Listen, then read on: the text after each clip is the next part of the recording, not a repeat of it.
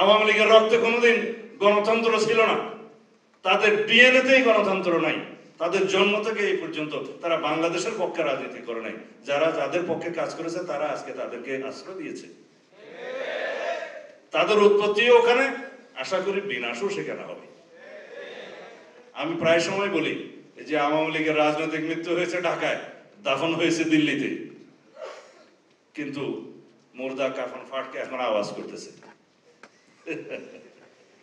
এখন মাঝে মধ্যে হাসি লাগে যে দিল্লি থেকে আস্ফালন দিচ্ছে শেখ হাসিনা এবং তার দোসররা, যে বাংলাদেশে যারা কি যারা গণতান্ত্রিক আন্দোলন করেছে তারা নাকি সবাই কি জঙ্গিবাদী নাকি একটা যেন বলে। এখনো পর্যন্ত তাদের ভিতরে অনুশোচনা আসে নাই। গণহত্যা এবং মানবতা বিরোধী অপরাধের দায়ী আওয়ামী লীগ এবং তার দোসররা ক্ষমা প্রার্থনা করে নাই, উল্টা স্পর্ধা প্রদর্শন করছে। তারা আবার বাংলাদেশের রাজনীতি করার স্বপ্ন দেখে। সেই বিষয়ে আমাদের সবাইকে ঐক্যবদ্ধ থাকতে হবে। আমরা যেন সবাই বাংলাদেশের পক্ষে রাজনীতি করি। আমরা স্লোগান দিই সবার আগে বাংলাদেশ। সবাই যেন এটা আমরা বুকে ধারণ করি। আমাদের বিদেশে কোনো প্রভু থাকবে না, বন্ধু থাকতে পারে।